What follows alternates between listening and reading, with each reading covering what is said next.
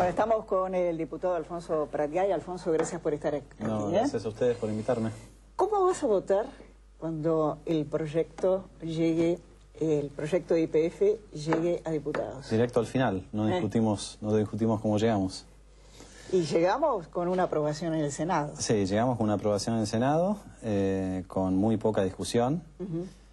Y básicamente con ninguna discusión en torno de cuál es el tema, ¿no? El proyecto se llama algo así, siempre son títulos muy grandilocuentes, pero en el título se habla del autoabastecimiento, ¿no? Y lo que no se explica es cómo va a ser la expropiación de YPF un instrumento para el autoabastecimiento, ¿no? Tampoco se explica la historia de estos años. Yo lo escuchaba recién a Luis Juez con todas las críticas que hacía el gobierno y después votando a favor. Creo que este es el dilema que tenemos todos, todos los que creemos que el Estado tiene que jugar un rol en la producción y comercialización de un recurso estratégico como el petróleo, ¿no? El problema es que a mí personalmente me cuesta mucho darle el arma al ladrón, que es lo que está haciendo Luis Juez. Estoy usando la expresión de Luis Juez, ¿no? Él está convencido de que Debido es un delincuente, de que Barata no hizo las cosas bien. Si miramos lo que ha sido la política de hidrocarburos del gobierno de Kirchner, es la peor de la historia. O sea, no hay un periodo en la historia argentina de 8 años durante el cual haya caído tanto la producción de petróleo como durante el kirchnerismo. Hay episodios aislados, los primeros años de Alfonsín, los primeros 4 años de Alfonsín, donde la producción cayó un 12%, o la segunda presidencia de Perón, donde cayó un 16%, pero nunca había caído tanto como el 23% la producción de petróleo. Con este panorama, más allá del votar, una vez que llegó el hecho, el inversor tiene que observar este panorama. ¿Cómo se llegó hasta acá y a partir de ahora? ¿Cómo lo seducís? Pero no solo el inversor, tienen que observar las provincias y tienen que observar los ciudadanos. Pero sin inversor no nada, esto va a ir hacia adelante. Y el tema de las provincias también lo planteó el juez, ¿no? Pero con todo respeto lo plantea mal, porque esta expropiación tiene como objetivo que YPF ya no maximice más las ganancias, que es lo que venía haciendo Repsol, y lo que hizo mucho más aún la YPF de Eskenazi, ¿no? Que sí, después me gustaría hablar de algunos números de la YPF de Eskenazi. Pero la lógica de esta expropiación es que YPF opere a pérdida para producir más. Entonces la discusión de que las provincias no petroleras están afuera, ¿por qué? Porque me estoy perdiendo una ganancia que no va a existir, es falsa.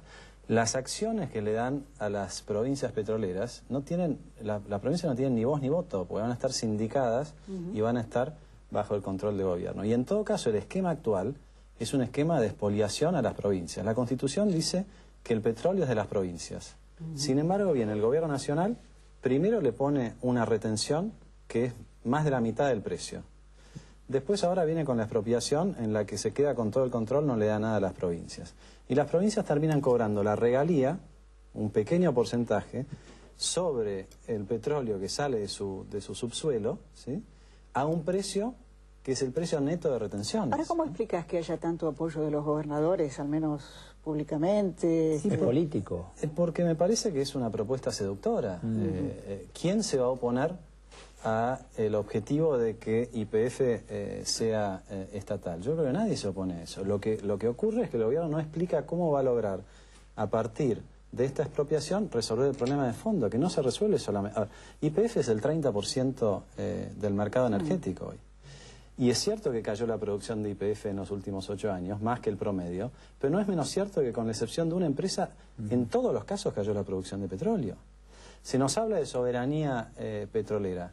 Como yo decía antes, el petróleo ya es nuestro, ya es de las provincias. Y ahora vamos a correr a los españoles, ¿para qué? Para hacer una sociedad con los canadienses, los americanos y los chinos. ¿Cuál es la soberanía?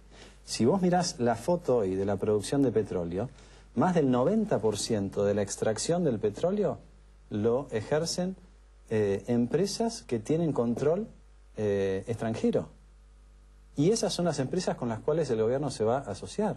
Entonces, ¿qué es lo que está proponiendo el gobierno? Está proponiendo encontrar un culpable, Repsol, para echarle la culpa de todo lo que el gobierno hizo mal. Y esta es la trampa, no quiero esquivar la pregunta, esta es la trampa de la votación. Si votamos a favor, pasa lo que pasa cuando escuchamos recién a Juez. O sea, Juez termina dándole el arma al ladrón. Y si votás en contra, te estás oponiendo a algo que yo personalmente creo que debiéramos tener y que nunca tendríamos que haber perdido. ¿Sabes que es lo mismo que dijo este extensor hoy también por la tarde, ¿no? A la prensa. Sí. Exactamente lo mismo que el Juez. Ahora, cuando escuchás al viceministro hacer las presentaciones, no sé si vos sos de papagayo, yo hablo de economistas papagayos, qué sé yo. No escuché eso. Bueno, dijo eso en la presentación. Kicillof. Sí. ¿Es coherente? Al proyecto, digo, ¿no? A ver, él no habló de política petrolera en ningún momento. Él habló del marco macroeconómico y del programa económico. Yo no le escuché ninguna idea referida a la política petrolera, como tampoco nunca le escuché ninguna idea referida a la política de aeronáutica. Y es el gerente financiero de Aerolínea que ha duplicado las pérdidas en 2 años, ¿no? Hablemos un segundo de Eskenazi, porque esto también hay que entenderlo bien. Y veamos la producción de gas. En el decreto de necesidad y urgencia, en el que se establece que antes de la expropiación va a haber una intervención, lo cual es bastante discutible porque ellos usan una ley, digámoslo también, una ley con la firma de Jorge Rafael Videla, que es la ley de expropiación que le permitió a Cacciatore hacer la autopista. Se montan sobre esa ley y como esa ley no les alcanzaba, un decreto de necesidad y urgencia para intervenir. En ese decreto de necesidad de urgencia se explican todos en los considerandos y hay un gráfico en el que muestran la caída de la producción de gas de YPF. Desde el 2003 hasta el 2011 la producción de gas cayó 6 millones de metros cúbicos cada año. De esos 6 millones de metros cúbicos, 2 millones fueron entre el 2003 y el 2007. 4 millones fueron entre el 2007 y el 2011. ¿Qué pasó en el 2007, final del 2007? Entró Eskenazi. Pero Eskenazi queda, aparentemente. Eskenazi queda por alguna curiosa razón, ¿no? Que también va a haber que explicar ante algún tribunal por qué se expropia uno y por qué se expropia el otro. Durante estos últimos 4 años, el que lideraba la parte ejecutiva de YPF no era Brufau, era Eskenazi. En estos últimos 4 años cayó a la mitad la liquidez de la compañía, cayó a la 1/4 parte la solvencia de la compañía, pero se duplicó la rentabilidad. ¿Por qué? Porque cada vez giraban una ganancia mayor. Entre el 99 y el 2002, YPF o Repsol YPF giraba en promedio el 65% de las ganancias las giraba a sus accionistas. Entre el 2003 y el 2007, ese número subió al 75%. El año pasado más del 90%, ¿no? Entre el 2007, cuando entró Eskenazi, y el año pasado, 130%.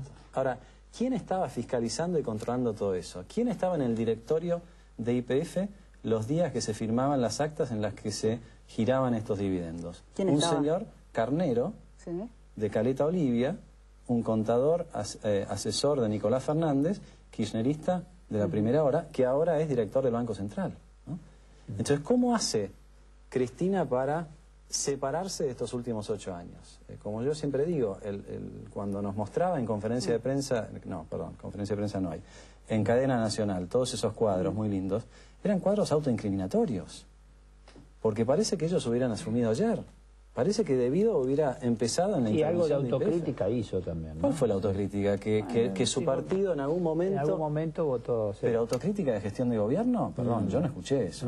Alfonso, nos quedan 30 segundos. ¿Cómo ves el futuro y cómo puede impactar esto en la economía? Porque se habla de amenazas, otros dicen no, van a venir capitales, como vos decís, norteamericanos, canadienses, franceses, chinos. En lo inmediato... porque este es un tema además a largo plazo, el tema YPF, pero en lo inmediato, ¿qué ves? Yo creo que en lo inmediato lo que va a pasar es que el gobierno va a usar al máximo la capacidad que hay hoy instalada en YPF, que no sabemos muy bien cuánto es, y que va a lograr aumentar un poco la producción, quizás un 5 o un 10%, pero como YPF, como decía antes, es el 30% del mercado, eso no va a alcanzar siquiera para achicar un poco las importaciones. Entonces, Argentina sigue teniendo un problema de desabastecimiento energético, lo va a tener durante muchos años, y por más sociedades que arme y por más que en general las empresas petroleras son proclives a tomar mucho riesgo, esto requiere niveles de inversión que yo no sé si los vamos a ver en los próximos años. Me parece que entramos en un terreno donde la energía barata y la energía que sobra no la vamos a tener, y esto va a tener sin ninguna duda consecuencias. Si a eso le sumamos las medidas para frenar las importaciones, las medidas para trazar el tipo de cambio y algunas otras medidas más, me parece que en lo inmediato todo es un combo que lleva a, básicamente, menos actividad económica y más inflación. Alfonso, muchas gracias por haber estado aquí. Gracias a ustedes. Martín Balsa en el próximo bloque.